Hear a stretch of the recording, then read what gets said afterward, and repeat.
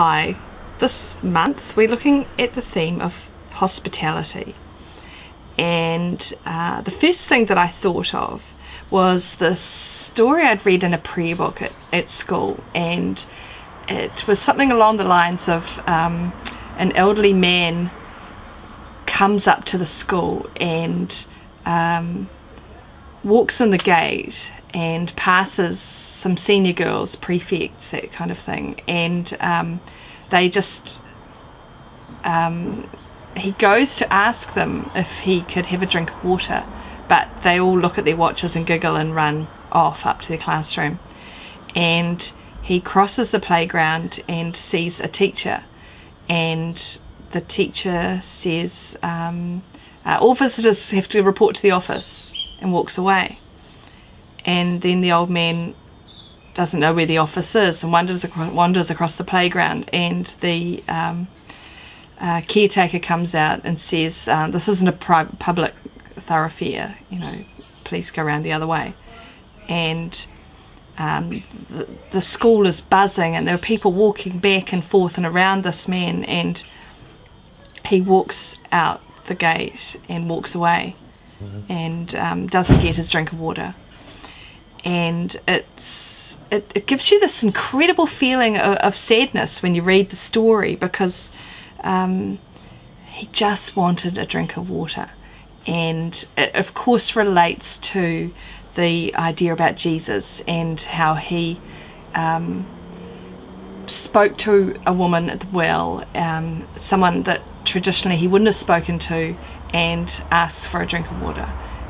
Or you go back further with Old Testament stories of angels stopping at tents and a lady making scones and things like that. You know, that there's a constant reminder in Scripture that we have to look after people who need looking after. And I think that's what hospitality is all about, is that if someone comes to your place, to your school, to your church, to your home, then you need to be hospitable.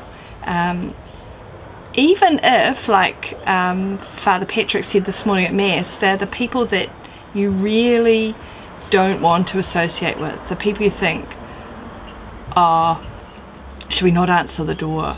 Should we hide behind the curtains? Now, we're not very good at that at our house, but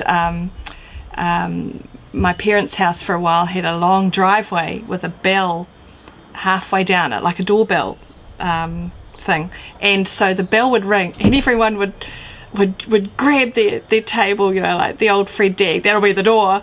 And if my mother had an inkling of who it was, and it was someone we didn't want to see, we'd all dive for cover, which was pretty difficult because it was all glassed in house. But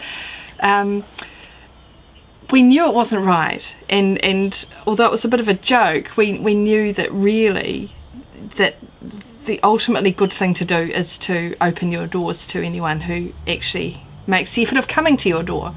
And I think it's a tough one at school, because at school you get into a habit of what's right. Here's your room, this is your class, this is your job, and you could almost put your blinkers on and stride to your room, teach your class and leave again. But there are so many other things that you can do along the way that make the place a better community. You can stop and say hello to someone waiting in the foyer. You can ask someone who's coming in the drive if they need to know where to go. You can look at a student who you know is going the wrong way and say, where are you meant to be right now? And if there are visitors that want to come, then it should be okay to say, yeah, come in, see what we're doing, join us. That's, I think, part of what hospitality is letting go of what makes you comfortable and opening out to all the possibilities that come from the people that might make you uncomfortable, and all the phenomenal opportunities that can come from that.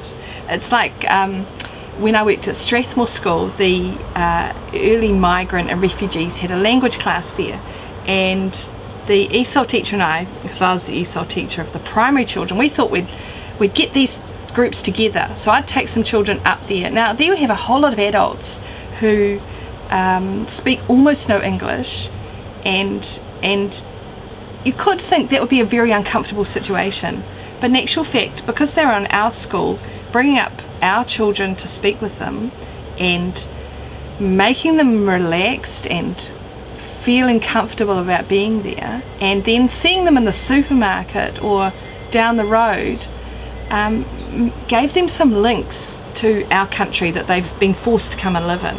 And there was some wonderful links have been made, because I still run into some of those people now, and we still are happy to see each other. And I think that's part of it too, is being able to open up your heart to, or your home or your workplace, to welcome strangers and to see that through, so that the next time you see those people, they're not strangers anymore, and the next time you meet with them, you've already bridged one of those scary, impossible bridges. And I think the message there is that that Jesus wanted us to reach out and be hospitable and be compassionate and be loving and welcome everybody. And that's what hospitality is. See you later.